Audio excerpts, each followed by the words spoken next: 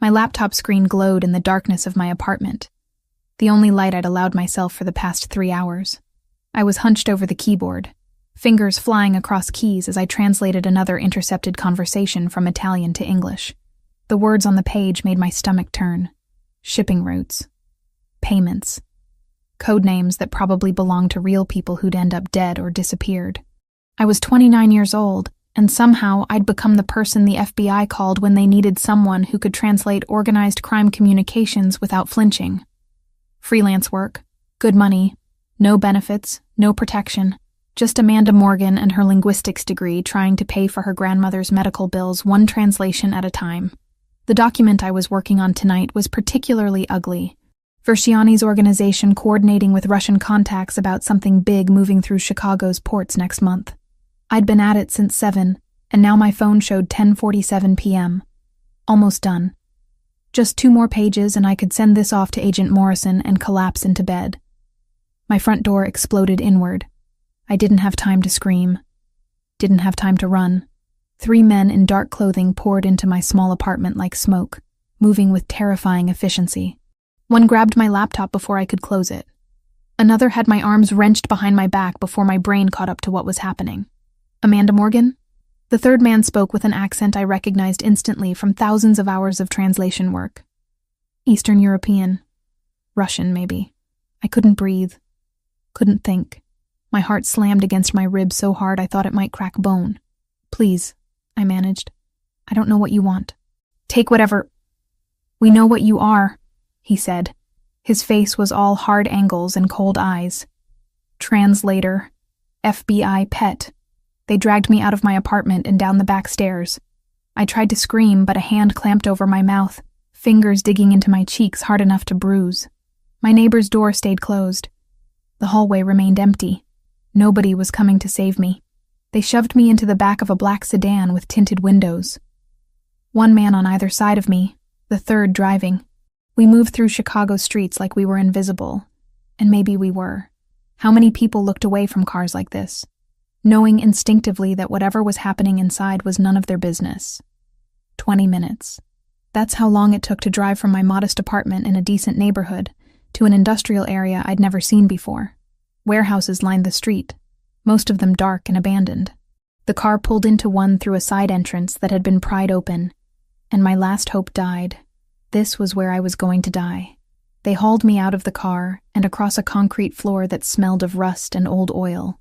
Overhead lights flickered, casting shadows that moved like living things. In the center of the warehouse, a man waited. Sergio Verciani. I'd never seen him in person, but I'd translated enough conversations about him to recognize the description. Mid-50s, expensive suit that looked wrong in this environment, dark hair going silver at the temples. He was smoking a cigarette, the ember glowing orange in the dim light. Miss Morgan. His voice was smooth, almost pleasant. That scared me more than anything else had. Do you know who I am? I nodded, not trusting my voice. Then you know why you're here. He took a drag from his cigarette, exhaled slowly.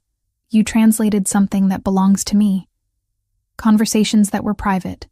I work for the FBI, I said, hating how my voice shook. They give me documents. I don't ask questions. I just translate. And who did you share this translation with? He stepped closer. Besides your government friends? No one, I swear. Just Agent Morrison. That's it. That's all. His hand moved so fast I didn't see it coming. The slap knocked me sideways and I tasted blood. One of the men holding me jerked me back upright. I don't believe you, Verciani said calmly. You see, we have someone inside. They tell us things, and they tell us you've been asking questions, making copies. That's not true. Tears burned my eyes, but I refused to let them fall. I don't make copies. I never... Kill her, Verciani said to the men behind me. Make it look like robbery. My legs gave out. I was on my knees before I realized I'd fallen, the concrete cold and unforgiving beneath me. My hands were shaking so badly I couldn't control them. This was it. This was how I died. On my knees in a warehouse, begging a man who'd already decided I was disposable. Please, the word tore out of me. Please, I have a grandmother. She's sick. She needs me. Please, I'll do anything. I'll leave Chicago. I'll never translate again. I'll disappear. Please. Versiani looked down at me with something like pity, which was worse than hatred. At least hatred meant I mattered enough to feel something about.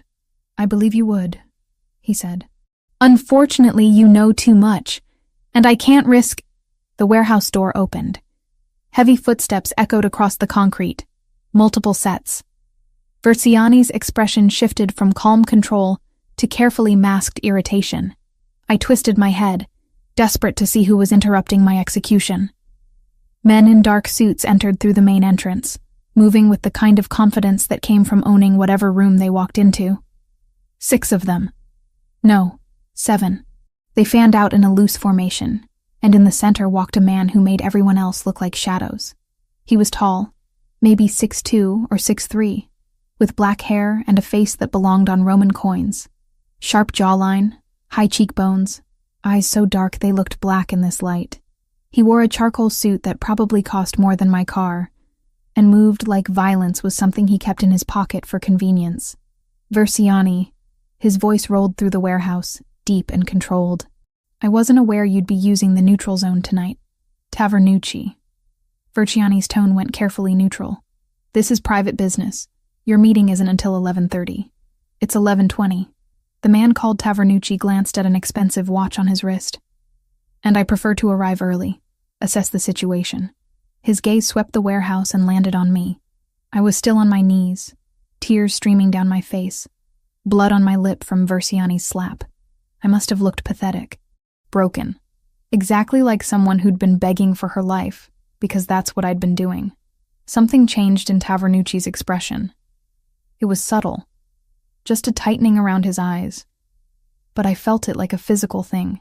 His stare locked onto me with an intensity that made my skin prickle. What is this? He asked quietly. Internal matter, Versiani said. Nothing that concerns you. Everything that happens in neutral territory concerns all families present. Tavernucci still hadn't looked away from me. Who is she? A translator who made poor choices. She works for the government? Versiani hesitated. Freelance. She translated something sensitive. And you brought her here. To neutral ground. To execute her. Tavernucci finally dragged his gaze away from me and fixed it on Versiani. Without consulting the families who share this space. I didn't think— No, you didn't. Tavernucci's voice dropped to something dangerous. This territory is neutral by agreement. No blood spilled without unanimous consent. Those are the rules we all swore to uphold.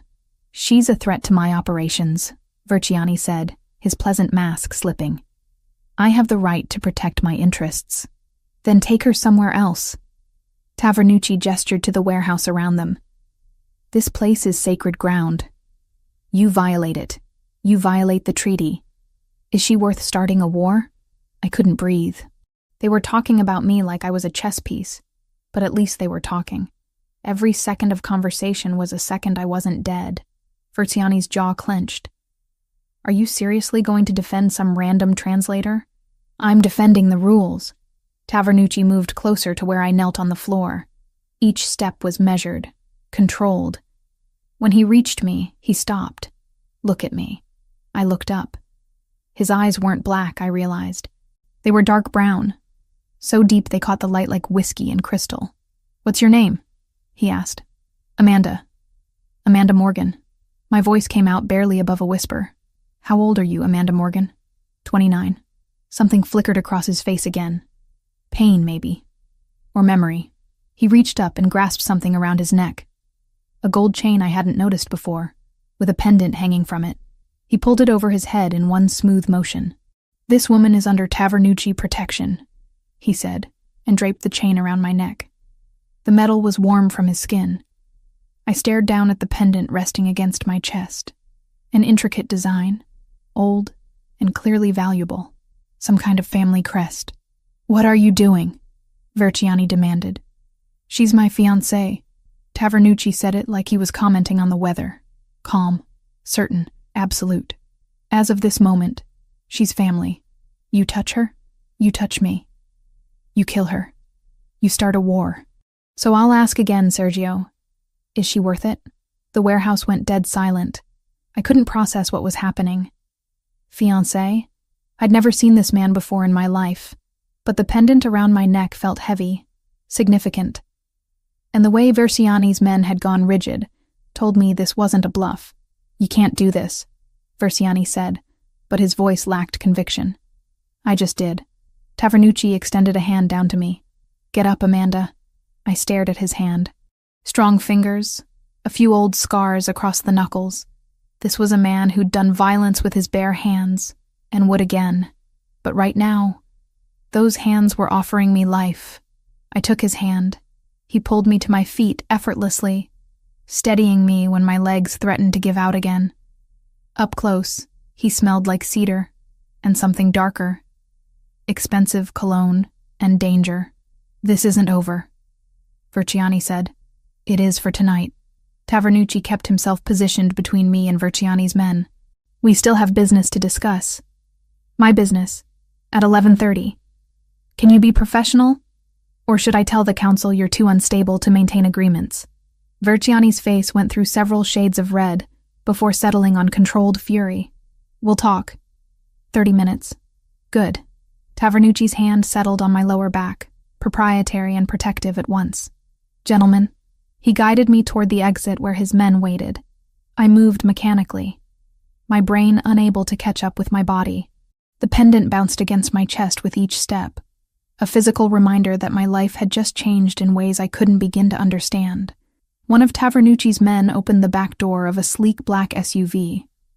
Tavernucci helped me inside, then slid in beside me. The door closed, sealing us in leather-scented darkness. Drive, he said to the man behind the wheel. As we pulled away from the warehouse, I finally found my voice. Why did you save me? He was quiet for a long moment, staring out the window at Chicago's passing lights. You reminded me of someone, he finally said.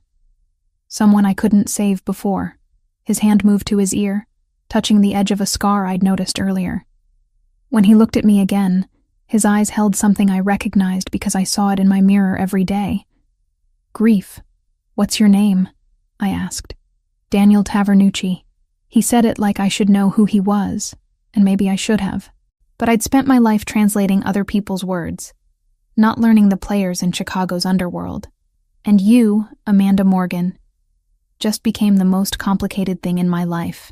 I touched the pendant at my throat. I don't understand what just happened. You will. His gaze held mine. By tomorrow morning, every family in Chicago will know you're under my protection. That comes with rules, safety, but also restrictions. Your life as you knew it is over. I don't have a choice. You made your choice when you took my hand. His voice wasn't cruel, just honest. Now you live with the consequences. We both do. The SUV merged onto the highway, carrying me away from my apartment, my life, my freedom, carrying me toward something I couldn't name and didn't want. But I was alive, and right now, that was good enough. The city blurred past the tinted windows, streetlights painting golden streaks across Daniel Tavernucci's face. I sat rigid in the leather seat, my hands clenched in my lap, the gold pendant heavy against my chest. Every breath felt stolen, temporary, like any moment someone would realize the mistake and come to collect what they were owed, my death. Where are we going? My voice sounded foreign to my own ears, small, fractured. Somewhere safe. Daniel didn't look at me, his attention fixed on something outside the window, or maybe on nothing at all. My home. It's protected. For how long? As long as necessary. He finally turned, those dark eyes assessing me in a way that made my skin prickle. Not threatening, exactly. More like he was taking inventory of something he'd just acquired and wasn't sure what to do with. The engagement isn't real, Amanda, but it needs to appear real. Convincingly real. For at least 6 months. 6 months. Half a year of my life, just gone. Handed over to a stranger because the alternative was a bullet. What does that mean? I asked. Appear real? It means you live under my roof. You're seen with me publicly. You wear my family's symbols. His hand gestured vaguely toward the pendant. To everyone outside this vehicle, you're my future wife. That's the only thing keeping you alive right now. The SUV took a turn onto a private road I didn't recognize. Trees lined both sides, their branches creating a canopy that blocked out the Chicago sky. We were leaving the city proper, heading somewhere more isolated. My pulse kicked up again. And if I refuse, then Verciani kills you within 24 hours. Daniel's tone held no judgment, just fact. He won't forget. Men like him don't. The only reason he left that warehouse without putting a bullet in your skull is because killing you now would mean war with my family. But the moment you're no longer under my protection, he made a gesture like smoke dissipating. You disappear. I pressed my back against the seat, trying to find something solid to anchor myself to. This couldn't be real. 6 hours ago, I'd been translating documents in my apartment, worrying about my grandmother's medical bills and whether I'd remembered to buy coffee. Now I was engaged to a Mafia boss whose name I'd only learned 20 minutes ago. I have a life, I said. A job. My grandmother needs me. I can't just vanish. You won't vanish. You'll continue working. Daniel's expression softened slightly. I'm not a prison warden, Amanda. I'm offering protection. That requires certain constraints, but you'll have freedom within them. The SUV slowed, approaching an enormous iron gate set between stone pillars. A guard stepped out from a booth, saw our vehicle, and immediately triggered the gate's opening. We passed through into what could only be described as an estate.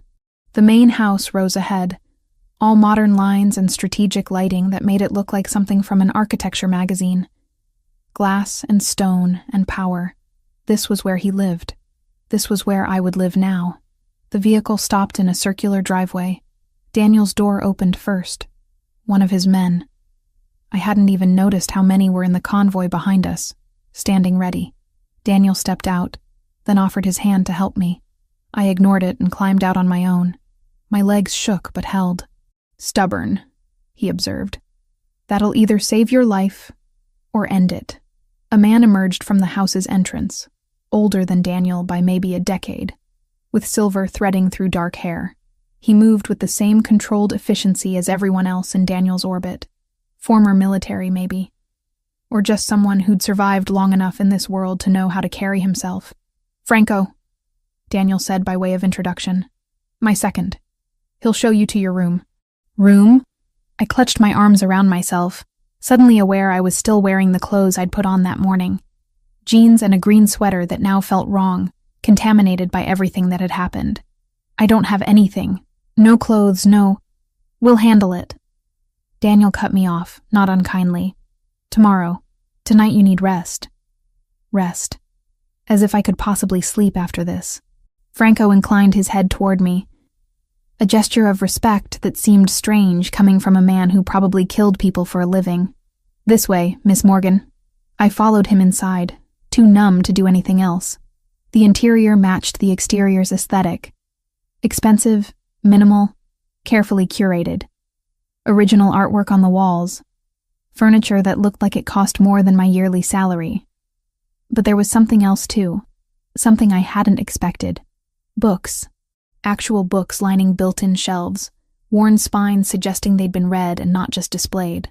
Franco led me up a curved staircase to the second floor, then down a hallway to a door near the end. He opened it, revealing a suite that was larger than my entire apartment. Cream-colored walls, a massive bed with gray linens, floor-to-ceiling windows overlooking grounds I couldn't fully see in the darkness. Bathrooms through there. Franco pointed to a door on the left.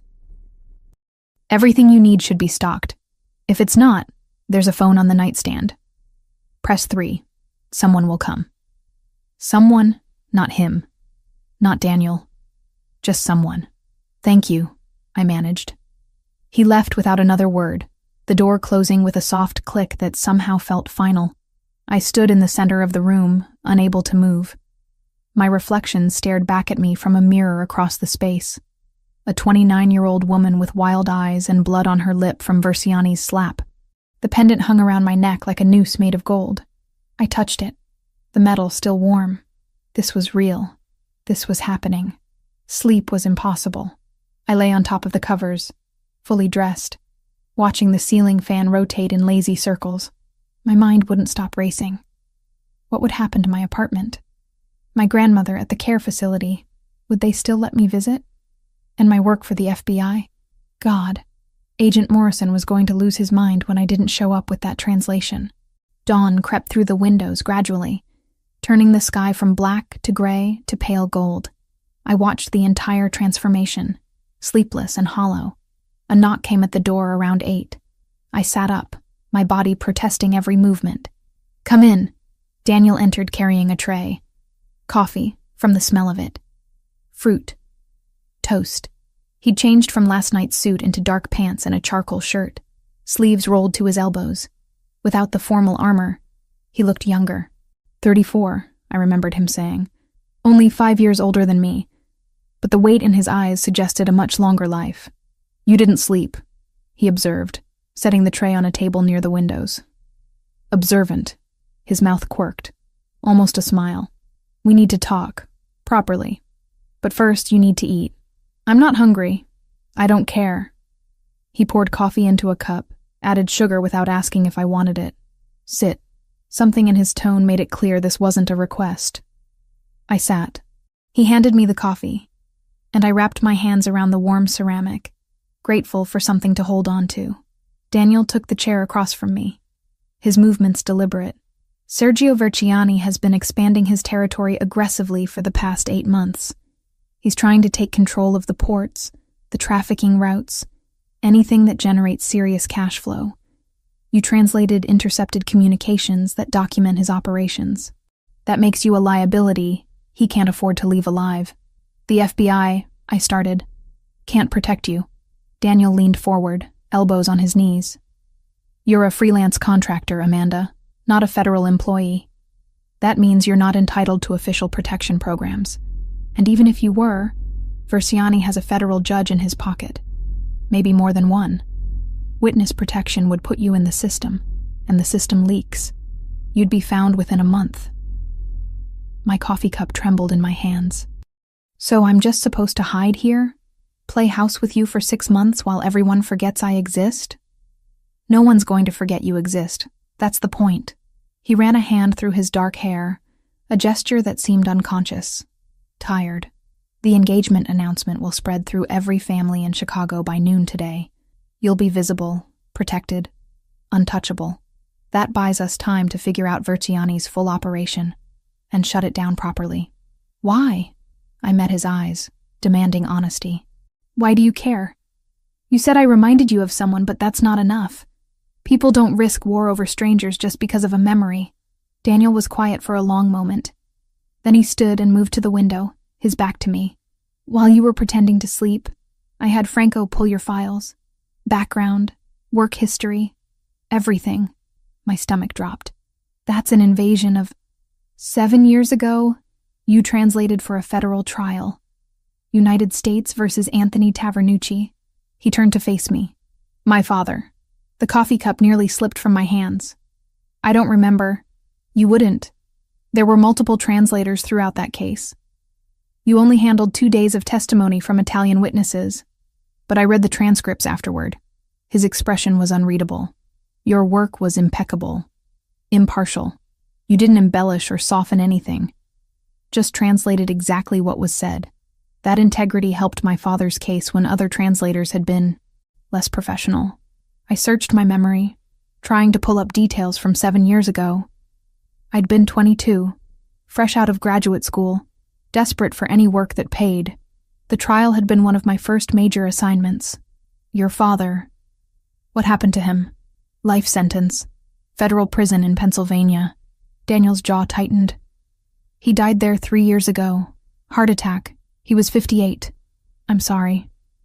"Don't be." He knew the risks. He crossed back to where I sat, crouching down so we were eye level. "But that trial taught me something about you, Amanda Morgan. You have integrity. You don't lie, even when it might be easier. And last night, when I saw you on your knees begging for your life, you reminded me of someone else." "Who?" "My sister. Lucia." The name came out rough, painful. "She was 19 when she died. 5 years ago. Wrong place, wrong time. Caught in crossfire between my family and the Russians." His hand moved to his ear, touching that scar I'd noticed. I got this trying to reach her. Didn't matter. She was already gone. Grief lived in his face, etched into the lines around his eyes. I recognized it because I'd seen it in mirrors after my parents died. The kind of loss that didn't heal, just scabbed over and ached forever. I couldn't save her, he continued quietly, but I could save you. And when I realized you were the translator who'd helped my father, it felt like destiny. I finished the thought, he couldn't. I don't believe in destiny, but I believe in debts. He stood, offering me his hand again. You helped my family once, even if you didn't know it. Now I'm helping you. That's the arrangement. This time, I took his hand, let him pull me to my feet. We stood close enough that I could smell cedar and smoke on him again, see the faint stubble along his jaw he hadn't bothered shaving. 6 months, I said, and then I get my life back. 6 months. He agreed. But there are rules. You don't leave the property without security. You don't contact anyone from your old life without clearing it through me first. And you don't ever, under any circumstances, lie to me. Integrity goes both ways. I want to keep working. Translation work. Agreed. But only documents I approve. Nothing that connects back to active investigations against my family. That stung. I'm not compromising my ethics for you. I'm not asking you to. His hand still held mine, warm and solid. I'm asking you to stay alive long enough for me to end this war without more casualties. Can you do that? Could I? Live in this gilded cage with a man who'd saved me for reasons that tangled grief and guilt and debt into something I didn't understand? Pretend to be engaged to someone I'd known for less than 12 hours? Give up my freedom to preserve my life? Outside the window, the sun had fully risen, painting the grounds in golden light. Somewhere in the city, my grandmother was waking up in her care facility, wondering why I hadn't called. Somewhere, Agent Morrison was probably trying to reach me about that unfinished translation. Somewhere, my real life was continuing without me. But I wasn't there. I was here. And this was the price of staying alive. Yes, I finally said. I can do that.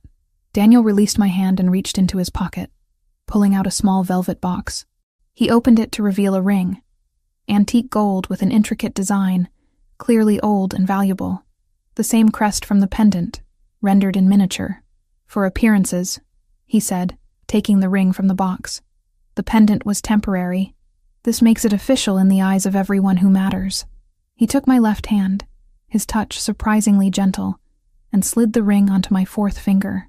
It fit perfectly, like it had been made for me, which was impossible, but felt true anyway.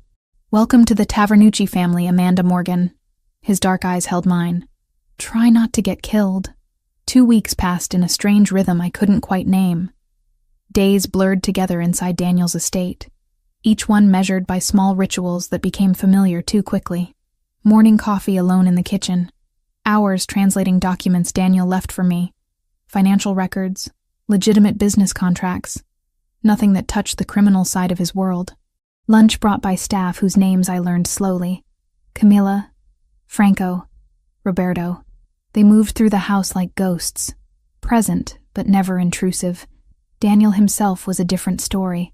For the first 5 days, I barely saw him. He left before I woke and returned long after I'd retreated to my room. His absence was almost worse than his presence would have been. It gave me too much time to think about what I'd become. A prisoner pretending to be a princess. A woman wearing another woman's ring, playing a role in a production I didn't understand. On the 6th day, he appeared at dinner. I'd been eating alone in the formal dining room, something I'd grown accustomed to. The table could seat 20 easily, and I always chose the same chair near the windows where I could watch the grounds. That night, I was halfway through pasta when the door opened and Daniel walked in, still wearing his suit from whatever business had occupied him all day. "Mind if I join you?" he asked, though he was already pulling out the chair across from me. "It's your house. It's your house too, for now." He loosened his tie, a gesture that made him look more human and less like the marble statue I'd built him into over our days apart. "How are you settling in?" "I'm alive." That's more than I expected 2 weeks ago. Something flickered in his expression. Not quite a smile, but close. Low bar. Realistic bar. I set down my fork, studying him properly for the first time in days. He looked tired, lines around his eyes that hadn't been there before. Or maybe I just hadn't noticed. "Where have you been?" "Managing the fallout from our engagement." He poured himself wine from the bottle on the table. "Vertiani is not pleased. Neither are several other families who feel I made a move without consulting them." "Politics. Am I supposed to apologize for not dying conveniently?" "No." He met my gaze over the rim of his glass. "You're supposed to stay alive. That's the only job you have right now." The weight of his stare made something twist in my chest. Not fear, exactly. Something else I didn't want to examine too closely. We ate in silence for a while, the kind that wasn't entirely uncomfortable. When I reached for more wine, our hands brushed. The contact lasted maybe half a second, but I felt it like electricity. "Tomorrow," Daniel said, pulling back. "We need to talk about public appearances. The engagement needs to be visible, convincing." "How convincing?" "Enough that no one questions it." His eyes held mine. "There's a charity event Friday night. Art auction for the Children's Hospital. High society, old money, and half the families in Chicago. We'll announce the engagement formally." My stomach dropped. "That's in 5 days." "Yes. I don't have anything to wear to something like that. Already handled. Designer is coming tomorrow to fit you." He leaned back in his chair, watching me with that assessing look I was starting to recognize. "You'll need to be comfortable with me. Touching, eye contact. The kind of behavior that suggests we're actually in love. We're not. I know. But they can't." He stood, collecting his plate. "Get some rest, Amanda. Friday is going to be a long night."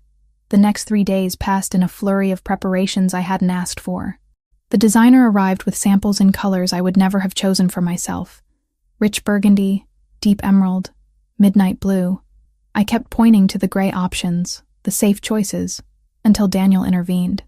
"The green," he said, standing in the doorway of my room while I modeled the options. "That one." It was emerald silk that clung to my body in ways that made me feel exposed and powerful at once. The neckline dipped lower than I was comfortable with, and the fabric caught the light like water. "It's too much," I protested. "It's perfect." His voice had gone rough around the edges. "Trust me." I did, which was its own kind of problem. Thursday evening, Daniel found me in the library, a room I'd claimed as my refuge during the long hours alone. Floor-to-ceiling books, comfortable chairs, windows that overlooked the gardens. I was curled up reading when he appeared. "We need to practice," he announced. "Practice what?" "Dancing." He extended his hand. "The event will have music. People will expect us to dance together. And you're currently looking at me like I'm a stranger. You are a stranger. To everyone else, I'm your fiancé. Act like it." There was no cruelty in his tone, just fact. "Come on, up." I took his hand because I didn't have a choice. He pulled me into the center of the room, one hand settling at my waist, the other clasping mine. The position was formal, appropriate, and yet it felt like the most intimate thing that had happened between us. "Do you know how to waltz?" he asked. "Not even a little." "Then follow my lead." He began moving, and I stumbled trying to keep up. "Relax. You're rigid. I'm being held by a man who could kill me with his bare hands. Relaxation isn't exactly on the menu." His mouth quirked. Almost a smile. "I'm not going to kill you, Amanda, but I might step on your foot if you don't loosen up." Something about the absurdity of the moment, standing in a library learning to waltz with a mafia boss, made me laugh. Actually laugh for the first time since this nightmare began. The sound surprised us both. "There," Daniel murmured.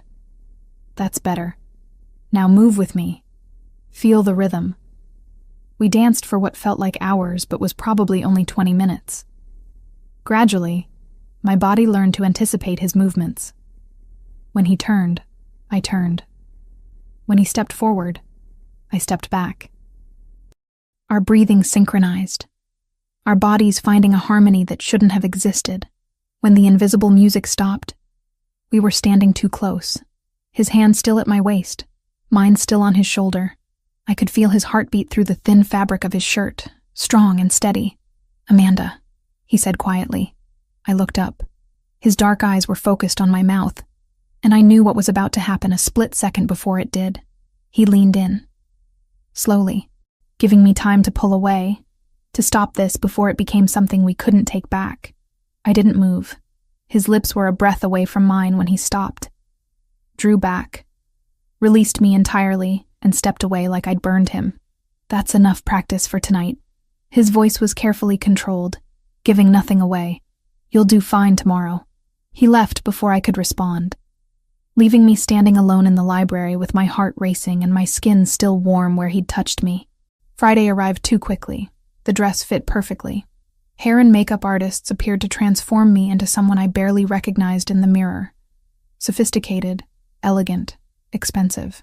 The ring on my finger caught the light as I turned, examining myself from every angle. I looked like I belonged in Daniel's world. That should have terrified me. Instead, it felt like putting on armor. The charity event was held at the Chicago Art Institute, a venue I'd visited exactly once on a field trip in high school. Now I arrived in the back of Daniel's SUV, flanked by security, wearing designer silk and enough diamonds to fund my grandmother's care for a decade. Daniel took my hand as we exited the vehicle, his grip warm and solid.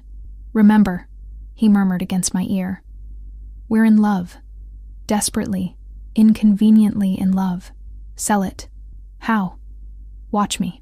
His arm slid around my waist, pulling me against his side. "And follow my lead." We entered through a side entrance reserved for major donors, which apparently Daniel was. The gallery space was transformed. Candlelight and champagne, art on the walls worth more than most people made in a lifetime.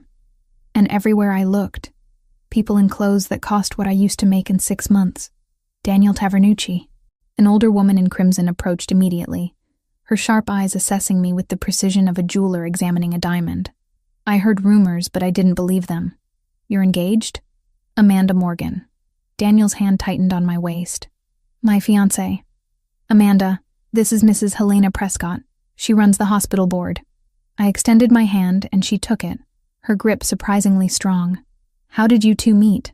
"Business," Daniel said smoothly. She was translating documents for a mutual associate. I took one look at her and knew I was in trouble. The lie rolled off his tongue like honey. I forced myself to smile, to lean into him slightly like a woman who actually wanted to be there. "How romantic," Mrs. Prescott said, though her tone suggested she found nothing romantic about it at all. "I'm sure we'll see more of you, Miss Morgan." She drifted away, and I exhaled. "You did well," Daniel murmured. I felt like I was being examined for flaws. "You were. Welcome to my world." The evening progressed in waves of introductions and careful conversations. Daniel never left my side, his presence both protective and possessive. Every touch was deliberate. A hand at the small of my back, fingers brushing mine, his shoulder against mine when we stood close. To anyone watching, we were a couple completely absorbed in each other. And somewhere in the performance, it stopped feeling entirely like acting. When the music started, Daniel led me onto the floor. The waltz we'd practiced came back to me naturally, muscle memory taking over where anxiety tried to freeze me. "See?" he said as we moved together. "You're a natural. I have a good teacher." His hand flexed against my waist. "Amanda," Daniel Tavernucci. The voice cut through the music, sharp and cold. "Congratulations on your engagement." We stopped dancing. Turned. Sergio Verciani stood at the edge of the floor, perfectly dressed in a navy suit, his expression pleasant in a way that made my skin crawl. "Sergio," Daniel's tone dropped several degrees. "Didn't expect to see you here. I support children's causes. Surely you don't begrudge me that." His eyes moved to me. "Miss Morgan, you're looking well. Much better than the last time I saw you, when I'd been on my knees begging for my life." "Thank you," I managed, my voice steadier than I felt. "It's remarkable, really," Verciani continued. "How quickly situations can change. One moment you're nobody. The next you're engaged to one of Chicago's most influential men." He smiled, and it was all teeth. "I hope you're enjoying your new circumstances." "While they last." Daniel moved between us, blocking me from Verciani's view. "Careful, Sergio. Threats at charity events are bad form." Was that a threat? Verciani raised his hands in mock innocence. I was merely commenting on the temporary nature of engagements. So many break up these days. Tragic, really. This one won't. Daniel's voice carried absolute certainty. Amanda is family now. And we protect our family. I suggest you remember that. They stared at each other. Two predators sizing up territory. Then Verciani nodded once and walked away, disappearing into the crowd. I didn't realize I'd been holding my breath until Daniel turned back to me. Are you all right? No. My hands were shaking. He was threatening me. In a room full of people. He was testing boundaries. Daniel's jaw was tight. Seeing how far he can push before I break the peace.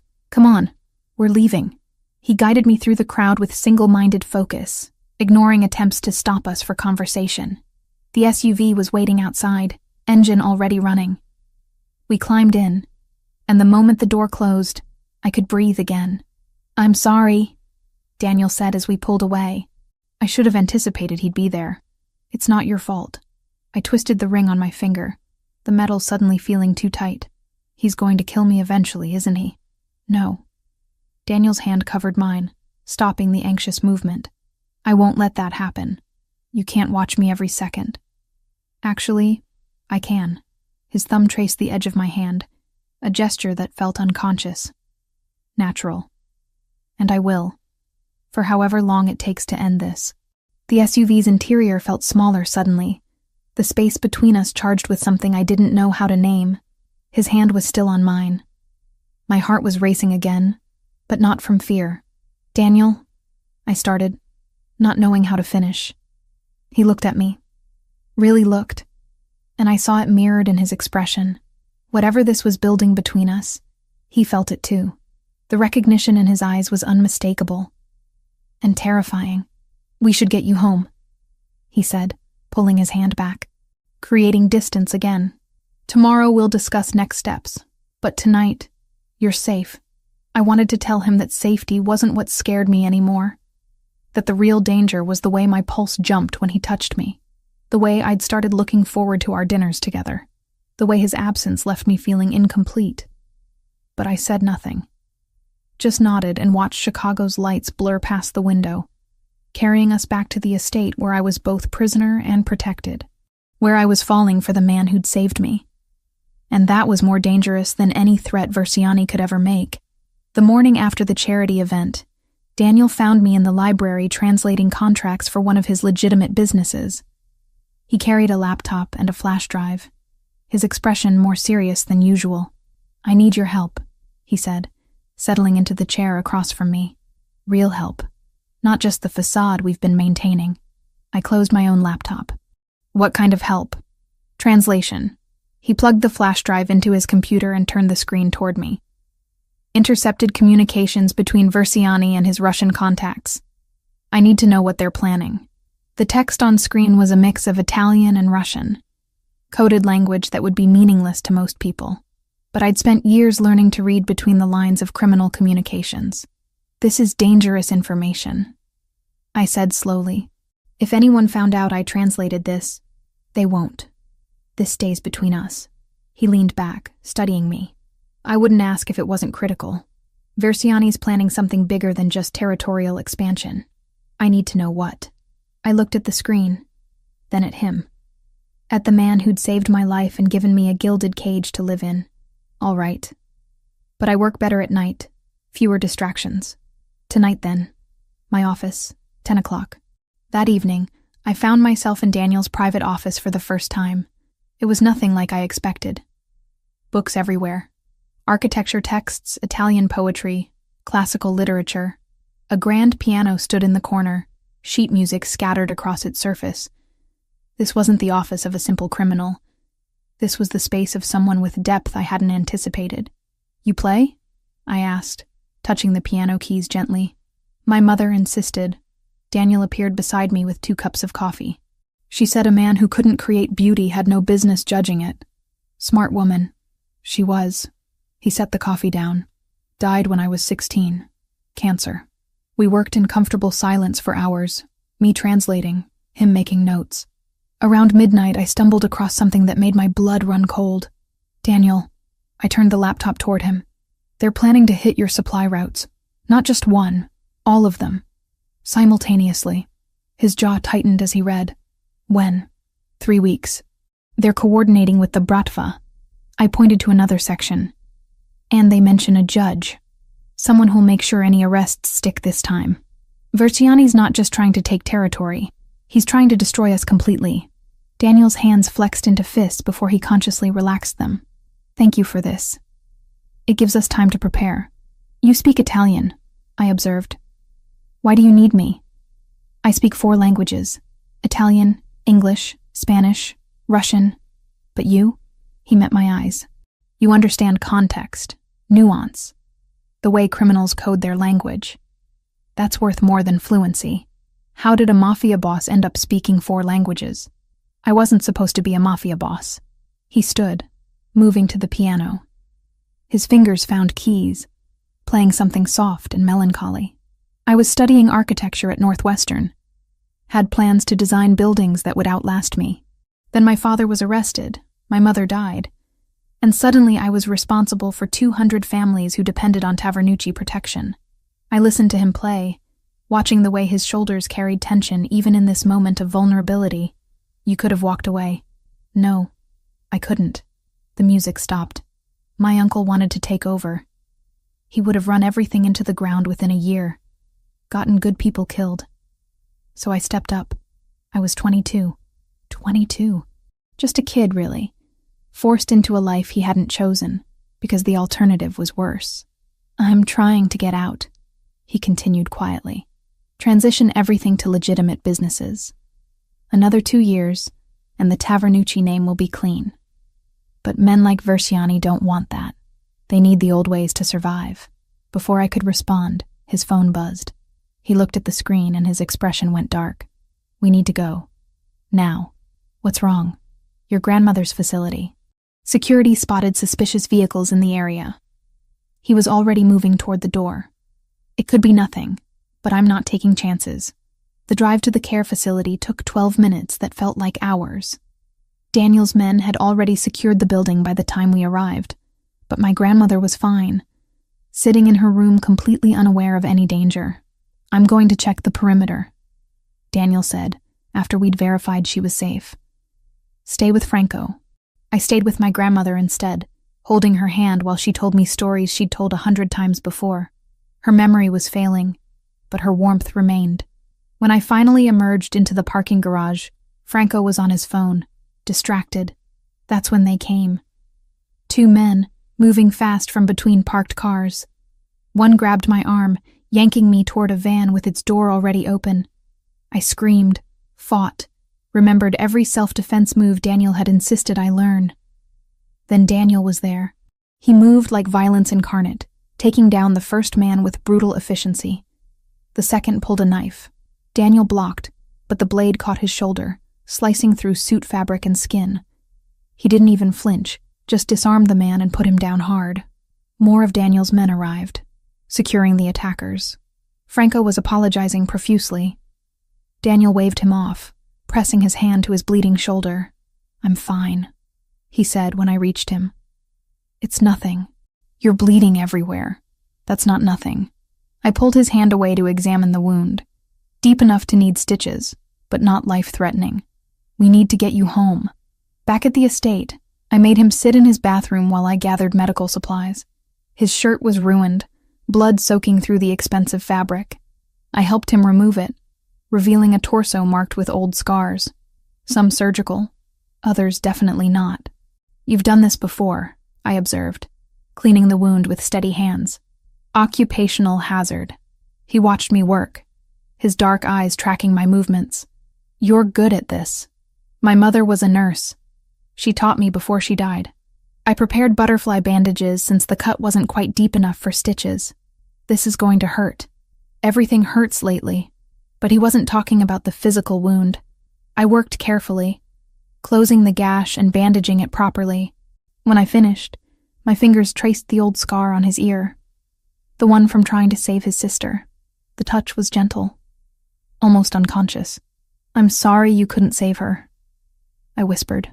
Daniel's hand covered mine, holding it against the scar. I'm scared, Amanda. I haven't been scared like this since the day she died. But with you," his voice roughened. "The thought of Verziani's men taking you tonight, they didn't. You stopped them. This time." His thumb traced circles on my palm. "What about next time? Or the time after that?" We sat like that for a long moment, his hand holding mine. The space between us charged with something neither of us wanted to name. Not desire exactly, though that was there. Something deeper. Recognition. Understanding. The knowledge that we were both carrying weights we couldn't put down. Finally, I pulled back. "You need rest. That shoulder will be sore tomorrow." "Amanda." "Good night, Daniel." I fled to my room before I could do something stupid like tell him I was falling for him. That somewhere between the fear and the facade, I'd started to care about the man behind the reputation. The architecture student who'd been forced to become something else. The brother still grieving his sister. The leader trying to protect 200 families while planning an escape. As I lay in bed that night, I touched my lips, imagining what it would feel like to kiss him. Not the scar on his ear this time. His mouth. To cross that line we'd been dancing around for weeks. But that was dangerous territory. More dangerous than Verziani, than the Russians, than any external threat. Because falling in love with Daniel Tavernucci meant risking a heart I wasn't sure I could afford to lose. 2 days after the attack at the care facility, Franco appeared in the library where I was working. His expression was grim, the kind of look that preceded bad news. "Miss Morgan," he said, "Daniel needs you in his office. Now." I followed him through the house, my stomach twisting. When we entered Daniel's office, the atmosphere was charged with cold fury. Daniel stood behind his desk, jaw tight, while a man I'd seen around the estate sat in a chair flanked by 2 guards.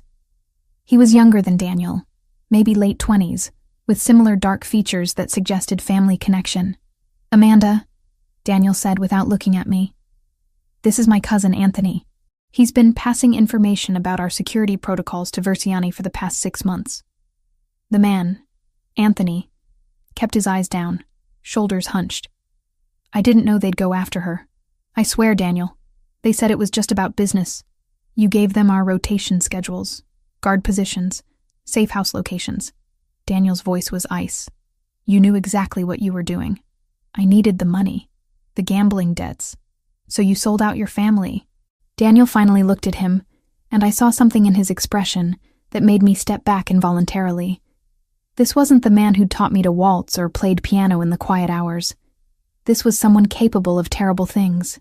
"You put Amanda's life at risk, my men's lives, for money." Anthony's face crumpled. "I'm sorry. Please, Daniel. We're blood. Family forgives. Family protects." Daniel moved around the desk with predatory grace. "You did the opposite. There's no forgiveness for that."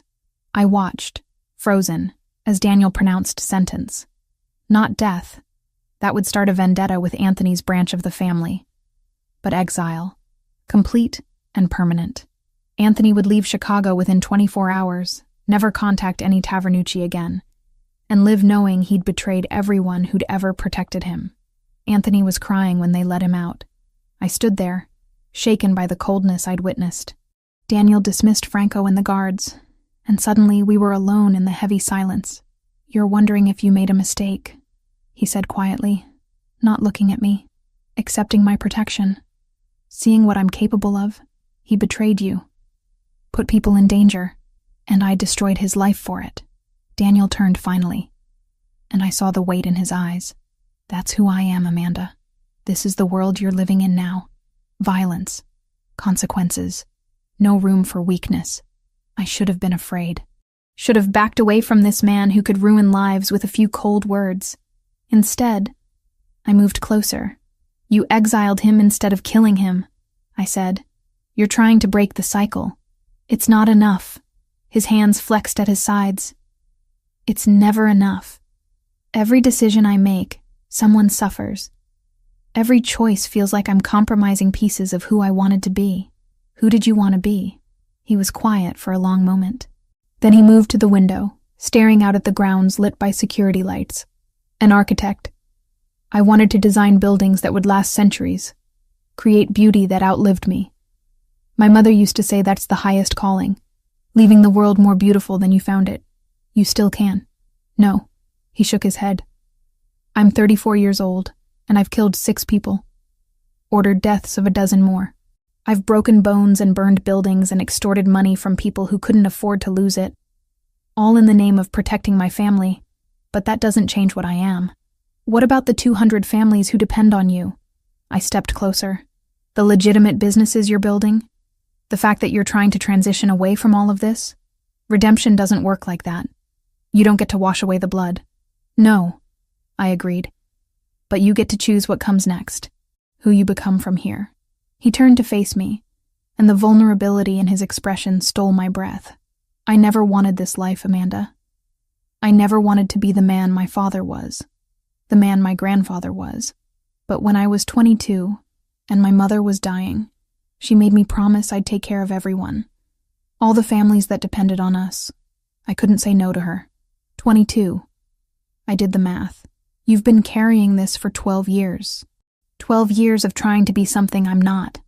Trying to transition us to legitimacy, while old guard like Versiani fight me every step. Trying to protect people while becoming the thing they need protection from. His voice cracked. I'm so tired, Amanda. I closed the distance between us, taking his face in my hands, then stopped carrying it alone. You don't understand what you're saying. Getting close to me is dangerous. I'm already close. I'm already in danger. My thumb traced the scar on his ear, and somewhere between you saving my life and teaching me to dance, I stopped being afraid of you. You should be afraid. But his hand settled on my waist, contradicting his words. I'm falling for you, and that makes you a target. A weakness enemies can exploit. I'm not weak. No.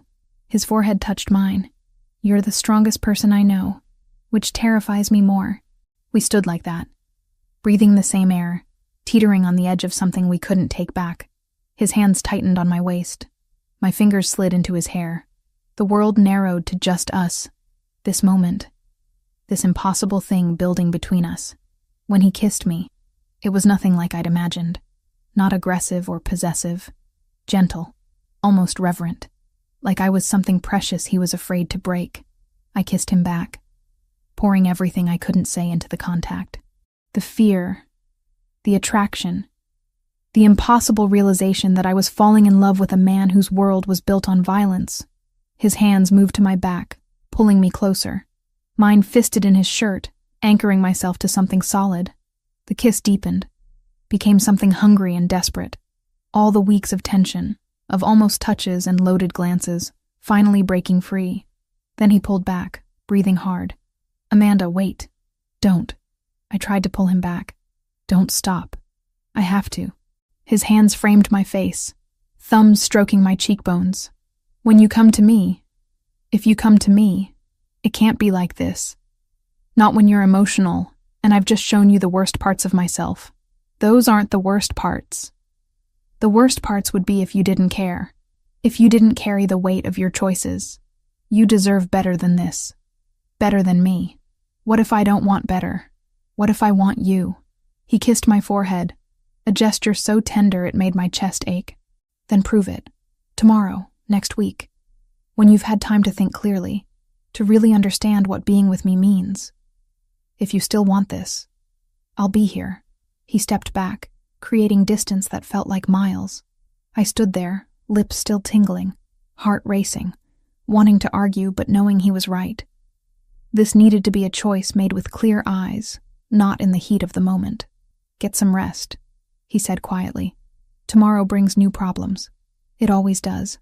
I left his office feeling unmoored. Everything I thought I understood about my situation had shifted. I wasn't just Daniel Tavernucci's fake fiancé anymore. I wasn't just a woman under his protection. I was falling in love with him, and that changed everything. The knock on my door came at 7 a.m, 4 days after Daniel and I kissed in his office. I'd been avoiding him since then, taking meals in my room, claiming work deadlines. The truth was simpler and more complicated. I needed space to think about what I was becoming. Miss Morgan. Franco stood in the hallway, his expression neutral. There's someone here to see you. FBI. My stomach dropped. What? Agent Morrison. He's waiting in the east sitting room. Daniel thought you'd want to handle this privately. I dressed quickly, my hands shaking as I pulled on jeans and a gray sweater. Agent Morrison had been my main contact at the FBI for 3 years. He'd trusted me with sensitive translations, recommended me for high-paying contracts. Now he was here, in Daniel Tavernucci's house, and nothing good could come from that. He stood when I entered the room, his face lined with exhaustion. Amanda, it's good to see you're alive. Why wouldn't I be? You disappeared 3 weeks ago, missed deadlines, stopped answering calls. He gestured to the expensive furnishings around us. Now I find you living with Daniel Tavernucci. Care to explain? I sat down, buying time to construct a response that was honest, without being complete. I was threatened. Versiani's men came after me because of the translations I did. Daniel offered protection. Protection. Morrison's tone made it clear what he thought of that. Is that what we're calling it? Because from where I'm sitting, it looks like you've switched sides. I haven't switched anywhere. I was kidnapped, nearly executed, and rescued. What was I supposed to do? Come to us. We could have protected you. Could you? I met his eyes. I'm a freelance contractor, not a federal employee. And Versiani has judges in his pocket. You know that. Morrison's jaw tightened because he did know. We need your testimony, Amanda. About what you translated. About what you've seen here. Tavernucci's been on our radar for years, but we can't build a case without inside information. There it was. The real reason for his visit. They wanted me to betray Daniel. I don't know anything about his illegal operations, I said carefully. He's kept me separate from that side of his business. But you're living here. Engaged to him. He pointed to the ring on my finger. Don't tell me you haven't seen things. Heard conversations. You're a translator, Amanda. You understand how criminal organizations communicate. I understand that testifying against Daniel Tavernucci would make me a target for every family in Chicago. We can protect you. Witness protection. New identity. Into a system Versiani's already compromised. I stood. I'm sorry, Agent Morrison. I can't help you. Can't or won't. He stood too, anger finally breaking through his professional demeanor. You're choosing a criminal over your duty to the law. I'm choosing to stay alive. My voice came out harder than intended. And if you knew what I've been through these past weeks, you wouldn't question that choice. He left without another word, but the damage was done. His visit had forced me to confront something I'd been avoiding. I was protecting Daniel. Actively, consciously protecting a man who ran a criminal organization. Not because I was being coerced, but because I cared about him. And that realization terrified me more than any threat Versiani could make. I found Daniel in his office an hour later. He looked up from paperwork, saw my expression, and immediately stood. What happened? Agent Morrison was here. The FBI wants me to testify against you. I wrapped my arms around myself. I told him no. Something flickered in Daniel's eyes. Relief, maybe. Or guilt. Amanda, I need space. The words came out in a rush. To think. To figure out what I'm doing here. What I'm becoming. I need to not be in this house surrounded by your world for a few days. His expression shuddered. Where would you go? Camilla's apartment. Just for 2 days. I need to talk to someone who isn't involved in all of this. It's not safe. Then send guards. Keep them outside, discreet. But please, Daniel, I can't think clearly when you're 10 feet away. When I can still feel your kiss on my lips. When I'm falling in love with you and losing myself in the process. He studied me for a long moment, then nodded. 2 days. Franco will coordinate security. But Amanda, if anything feels wrong, you call me immediately. I will. I packed a small bag and left within the hour, Franco driving me to Camilla's building in downtown Chicago. True to Daniel's word, the security was invisible but present. I spotted at least 2 of his men positioned on the street. Camilla answered her door in pajamas, her eyes widening. Amanda, what are you doing here? Can I stay for a couple days? I'll explain everything. She pulled me inside, and for the next few hours I told her everything. The translations, Versiani, the fake engagement that felt increasingly real. She listened without judgment, just absorbed information like the good journalist she was. You're in love with him, she said when I finished. I don't know what I am. Yes, you do. You're just scared to admit it. She squeezed my hand. And honestly, I get it. This is terrifying. But Amanda, you need to decide what you want. Not what's safe or logical. What you actually want. I spent that night on her couch, staring at the ceiling, trying to answer that question. What did I want? My old life back? Impossible. Daniel out of the criminal world entirely?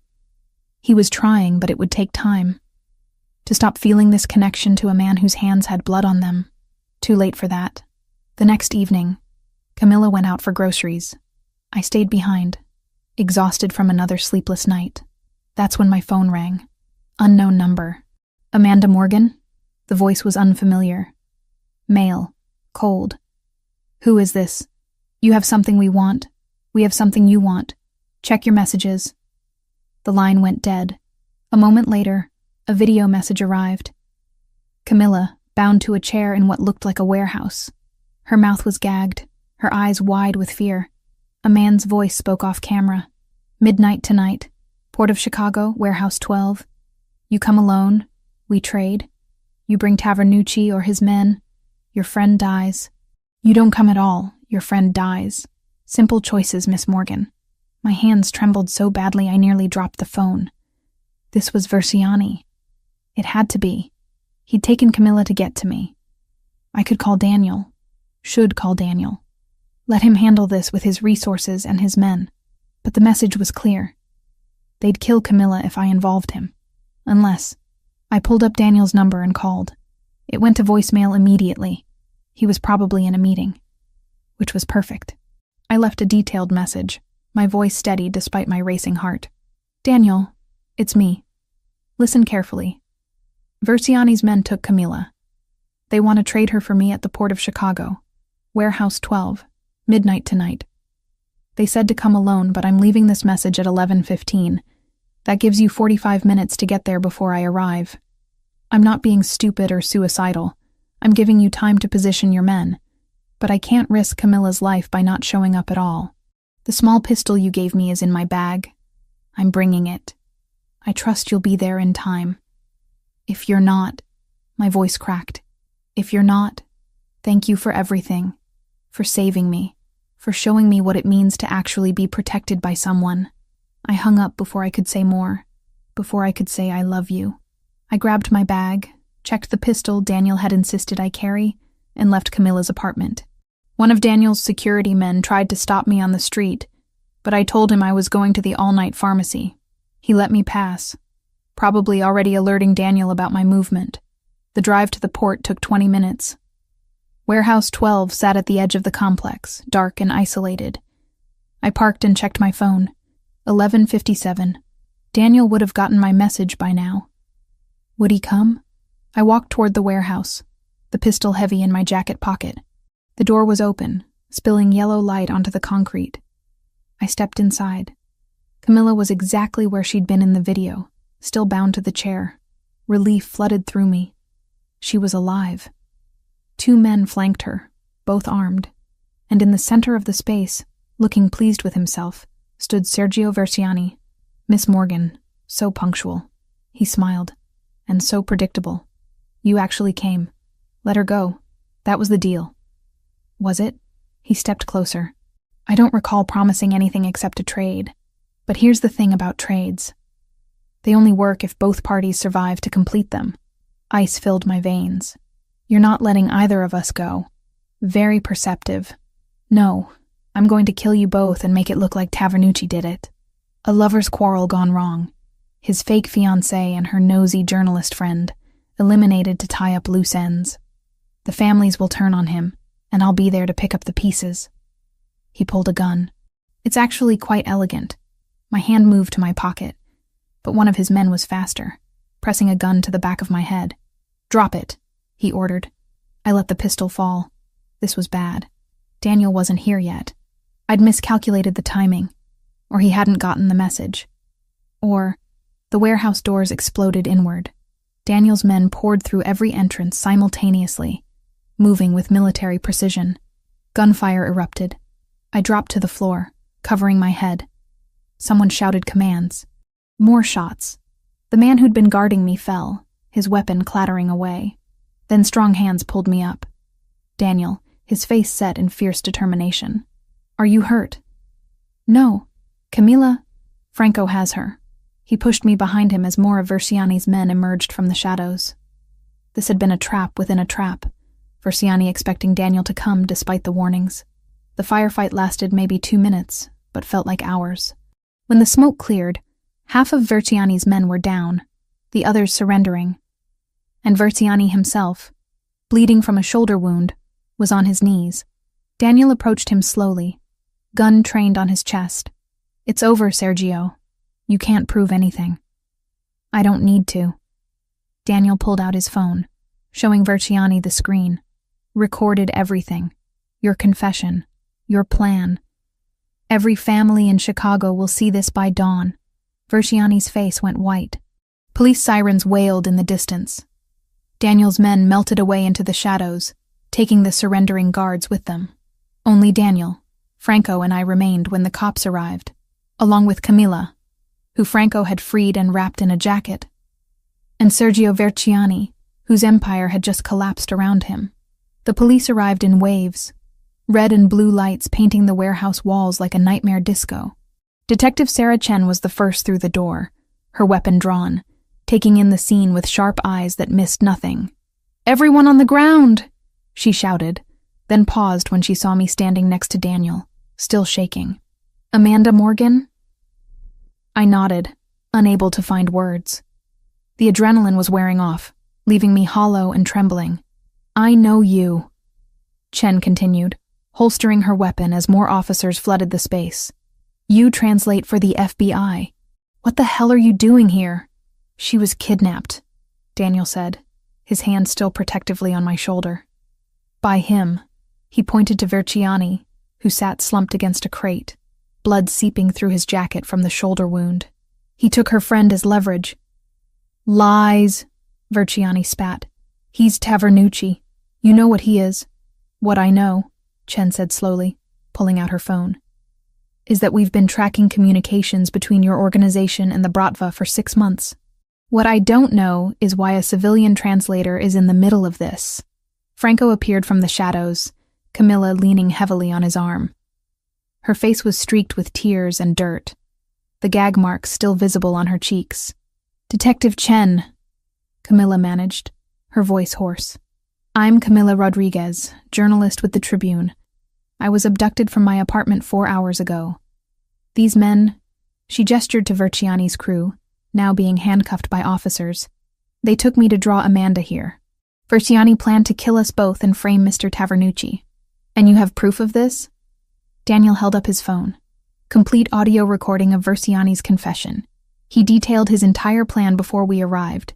Self-incrimination at its finest. Chen's expression shifted from suspicious to interested. "Play it." The recording was damning. Versiani's voice, crystal clear, explaining how he'd kill both of us and stage the scene. How he'd use our deaths to turn the other families against Daniel. How he'd been working with corrupt federal judges to protect his operations. "That judge he mentions," Chen said when the recording finished. "Judge William Hartford?" "Yes," Daniel confirmed. "I have additional evidence of their communications. Bribes, case fixing, the whole operation." Chen looked at Versiani with something close to satisfaction. "Sergio Versiani, you're under arrest for kidnapping, conspiracy to commit murder, racketeering, and about 6 other charges I'll think of on the drive downtown." She nodded to the uniforms. "Take him." As they hauled Versiani to his feet, he looked directly at me. "This isn't over. You think Tavernucci's better than me? He's killed more people than I ever will.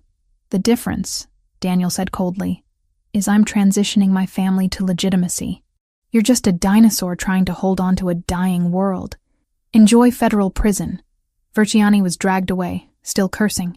Chen turned her attention back to us. "I'm going to need statements from all of you. And Mr. Tavernucci," she fixed Daniel with a hard stare, "I know you've been operating in gray areas for years. This recording helps us, but don't think it makes you clean." "I'm not asking to be clean," Daniel replied. "I'm asking for the chance to get there. Everything I've done tonight was in defense of these women. Check the warehouse security footage. You'll see Versiani's men attacked first. We will check. Chen gestured toward the door. For now, downtown. All of you. This is going to be a long night. She was right. The statements took hours, each of us separated into different rooms at the precinct. I recounted everything. The kidnapping, the threats, Daniel's arrival, the firefight. My hands shook as I signed the official report. Agent Morrison appeared around 3 a.m, looking exhausted and vindicated at once. Amanda, Detective Chen called me. You're lucky to be alive. I'm lucky Daniel got my message in time. About that, Morrison sat across from me in the interrogation room. Chen played me the recording. Versiani's confession. His connection to Judge Hartford. All of it. This is the break we've needed for years. So you believe me now? That I was a victim? Not a collaborator? I never stopped believing you were a victim. He ran a hand through his graying hair. I wanted you to be a witness, to help us take down Tavernucci too. But after tonight, after seeing how he protected you and handed us Versiani on a silver platter, I'm starting to think he's not the primary threat anymore. He's not, I said firmly. He's trying to go legitimate. Actually trying, not just saying it. Give him time. Time we might actually have now, with Versiani out of the picture. Morrison stood. You're free to go. We'll need you to testify when this goes to trial. But for now, you're clear. He paused at the door.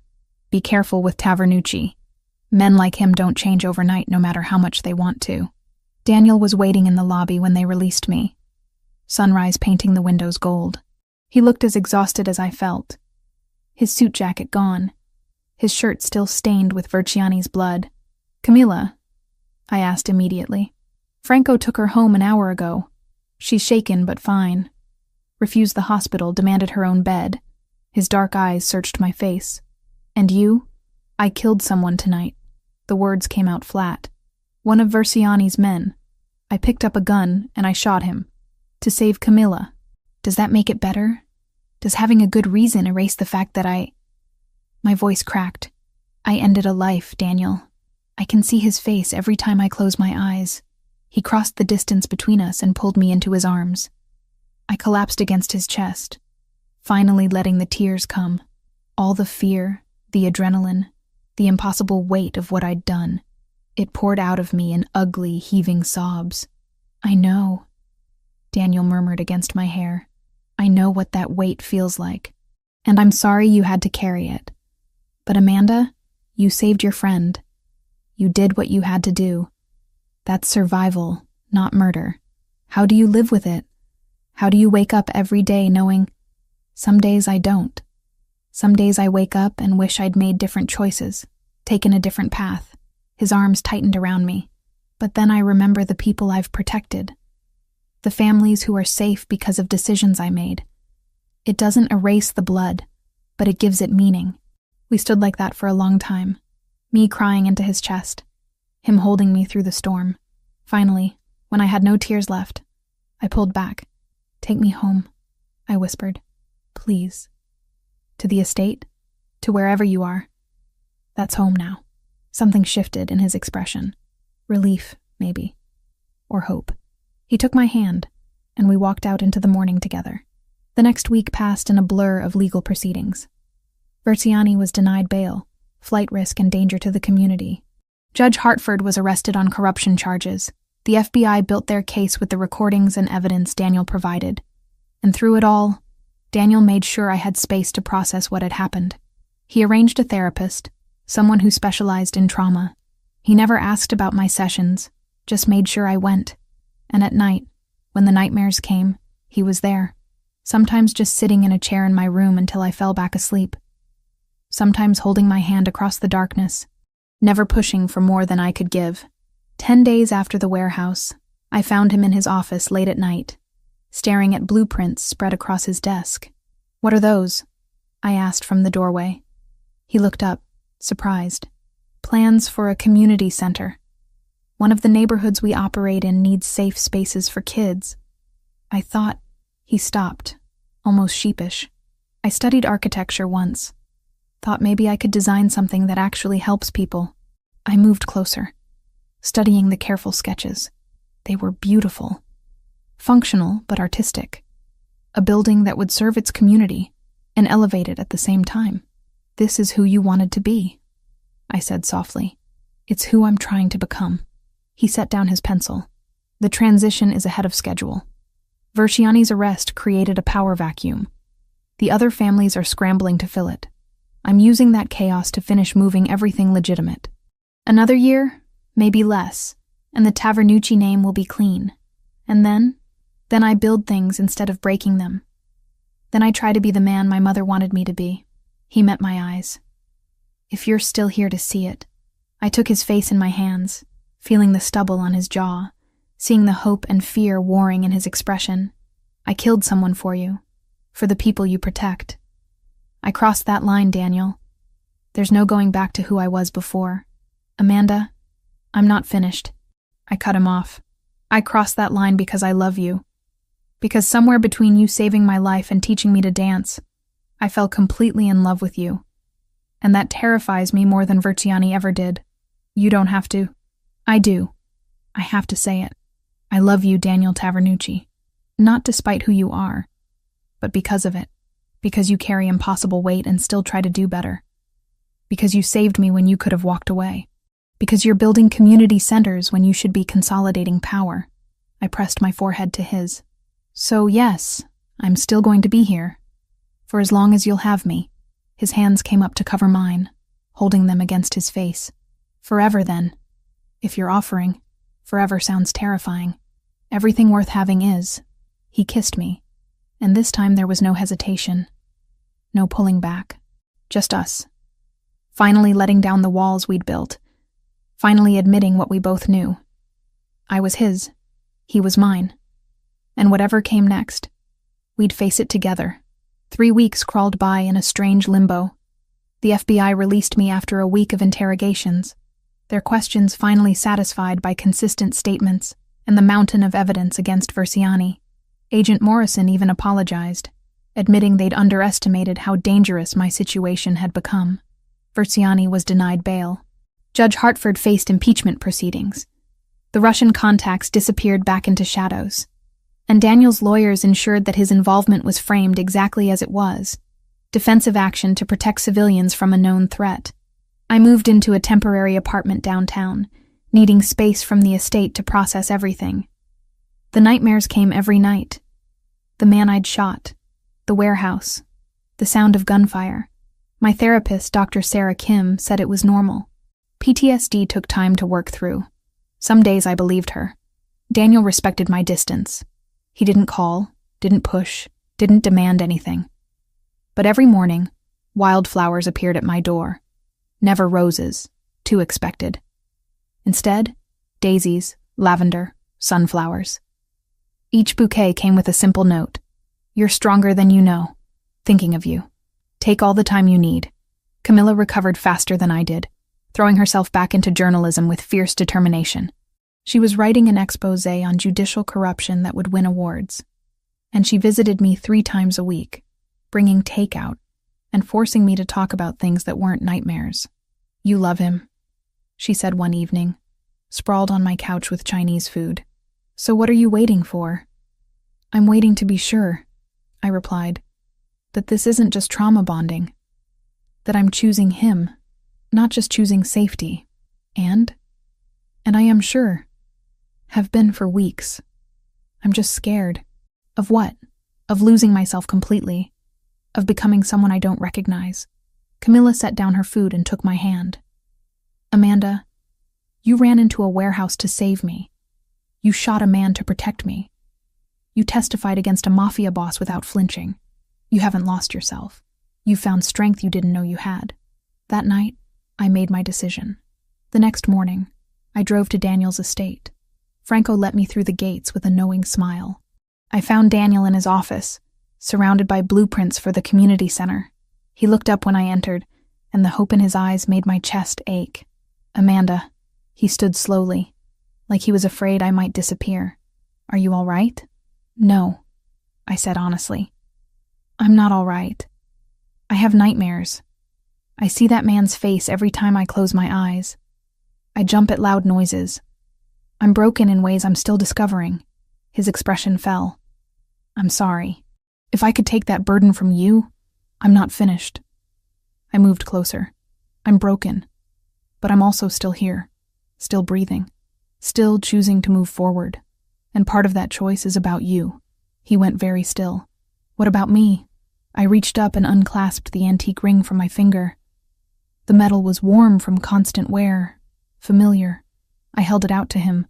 This was never real. We both know that. You put this on my finger to save my life, and it did. But I can't keep wearing a symbol of something fake when what I feel is real. Daniel took the ring, his jaw tight. I understand. Do you? I stepped closer. Because I'm not walking away, Daniel. I'm asking you to start over. For real this time. No fake engagements. No protection arrangements. Just two people who want to know each other without the weight of all this. His eyes searched mine. Are you certain? Once we do this, once we make it real, there's no taking it back. My world will always be complicated. Your world is transitioning to legitimate business. You told me yourself, another year and the Tavernucci name is clean. Another year of risk, of potential danger, of me carrying weights you shouldn't have to share. Then let me help carry them. I took his face in my hands. I love you, Daniel. Not the version of you that saved me. Not the mafia boss or the architect or any single piece. All of it. All of you. The man who plays piano at midnight and designs community centers and still grieves his sister. The man who's trying so damn hard to be better than what he was born into. That's who I choose. He pulled me against him, holding me like I was the only solid thing in his universe. I love you too. Have since the moment you challenged me in this office. Since you refused to be intimidated. Since you chose to stay even when staying was terrifying. So we do this? For real? For real. He kissed my forehead. No rush. No pressure. We date like normal people. We figure out who we are together without the weight of survival pressing down. Starting when? Starting now. He smiled, and it transformed his face. Let me take you to dinner. Somewhere normal. Somewhere I can court you properly. Courting? How old-fashioned.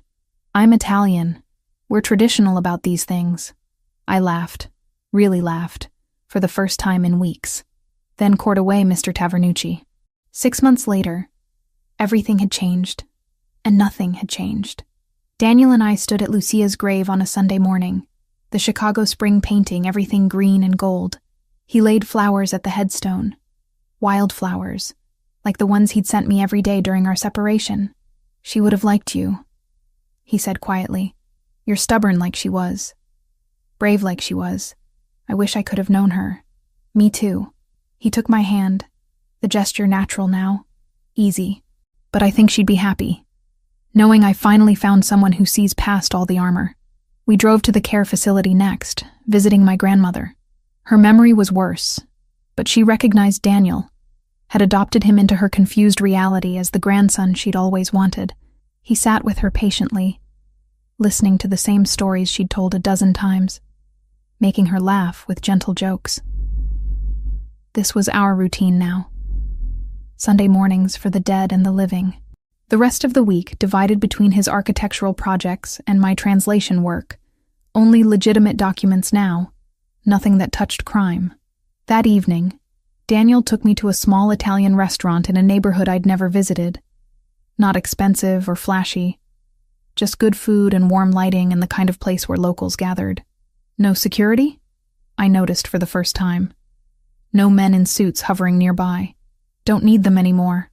He wore jeans and a dark blue sweater, more casual than I'd ever seen him. The transition's complete, all legitimate holdings. The families accepted it. We're just normal now. Normal. I tested the word. Is that what we are?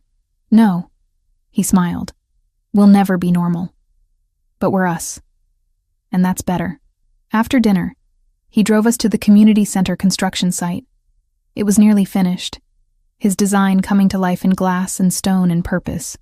It's beautiful, I said, walking through the skeleton of what would soon be a safe space for kids who needed it. It's a start. Daniel caught my hand, pulling me to face him. I want to build more. Not just buildings. A life, a future, something that matters. He reached into his pocket and pulled out a small box, not the ornate antique from before. Something simple, elegant. 6 months ago, I put a ring on your finger out of desperation. To save you, to bind you to me through fear and necessity. He opened the box, revealing a delicate band with a single stone that caught the construction lights. Today, I'm asking you to wear one by choice. Not because you need protection, not because you're scared, but because you want to build something with me. A real future, a real life. My throat tightened.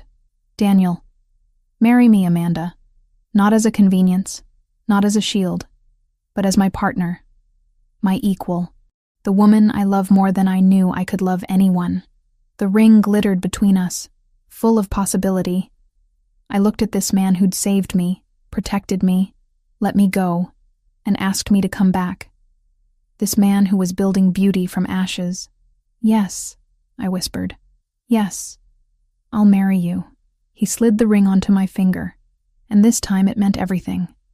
This time it was real, and when he kissed me, surrounded by the bones of something he was creating, I knew we were building something too. Something stronger than fear. Something born from choice, not circumstance. Something that would last,